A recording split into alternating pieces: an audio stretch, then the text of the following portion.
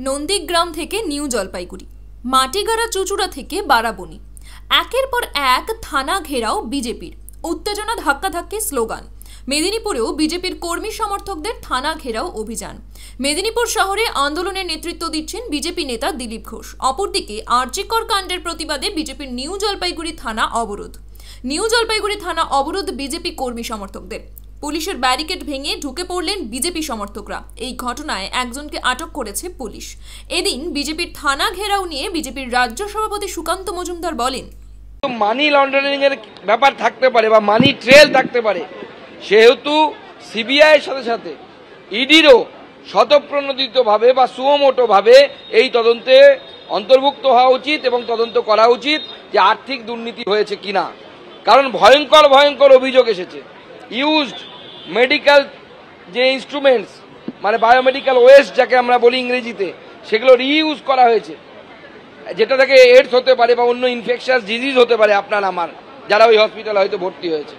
এরকম ভয়ঙ্কর ভয়ঙ্কর অঙ্গ প্রত্যঙ্গের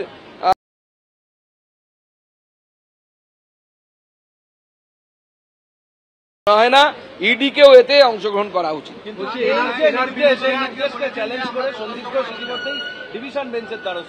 না, সন্দীপ ঘোষ তো সামনে বড়ে, পেছনে মুখ্যমন্ত্রী আছে, মুখ্যমন্ত্রী সন্দীপ ঘোষকে চালনা করছে। বলে না যত ঘোষ নন্দ ঘোষ, যত দোষ নন্দ ঘোষ। সন্দীপ ঘোষকে শুধু একা দোষ দিয়ে হবে না, আরো অনেক ঘোষ আছে এর পেছনে।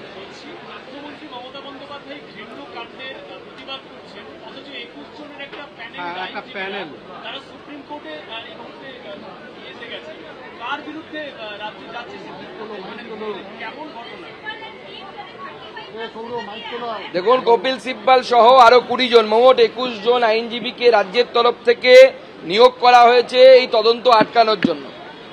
এই উকিলদের টাকা বা এই অ্যাডভোকেটদের, স্বনামধন্য অ্যাডভোকেটদের ফিস আমার আপনার পকেটমারি করে দেয়া হচ্ছে। এই 35 লক্ষ টাকা এক একটি হিয়ারিং এ নাকি লাগে। তো এই তো টাকা তো মুখ্যমন্ত্রীর পৈতৃক সম্পত্তি নয়, আমার আপনার পকেটের টাকা। অর্থাৎ যে নির্যাতিতা, তার পরিবারেরও ট্যাক্সের টাকা এর মধ্যে আছে। মানে আপনার মেয়ে ধর্ষিতা হবে, আবার আপনার টাকাতেই মুখ্যমন্ত্রী লড়বে সুপ্রিম কোর্টে গিয়ে যে যেন আপনার মেয়ের সেই বিচার যেন ঠিক না হয়, আপনার মেয়ের বিরুদ্ধে যে অন্যায় হয়েছে তার বিচার যেন না হয়। আমরা তীব্র নিন্দা করছি এবং মুখ্যমন্ত্রীকে বলছি সম্বিত ফিরে পান।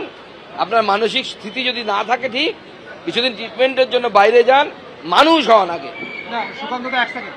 সুকান্তদা, এই প্রশ্ন নিয়েই বলার, মুখ্যমন্ত্রী নিজে পথে নামলেন, ফাঁসির দাবি করলেন, আবার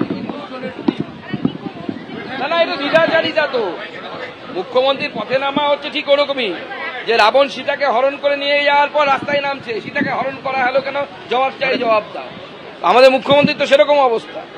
মুখ্যমন্ত্রী দ্বিধাচারিতা সারা জীবন ধরে আছে। আমরা বরাবর বলেছি, এবার দেখা যাচ্ছে বাংলার মানুষ সবাই দেখছে যে কি রকম দ্বিধাচারিতা দেখা যাচ্ছে তার কথাবার্তায় এবং কাজকর্মে কোনো মিল নেই। সরকারের আরেকটা দুর্নীতি ঢাকার। আপনারা দেখছেন ইউএন লাইভ, বাংলা খবরের শেষ কথা।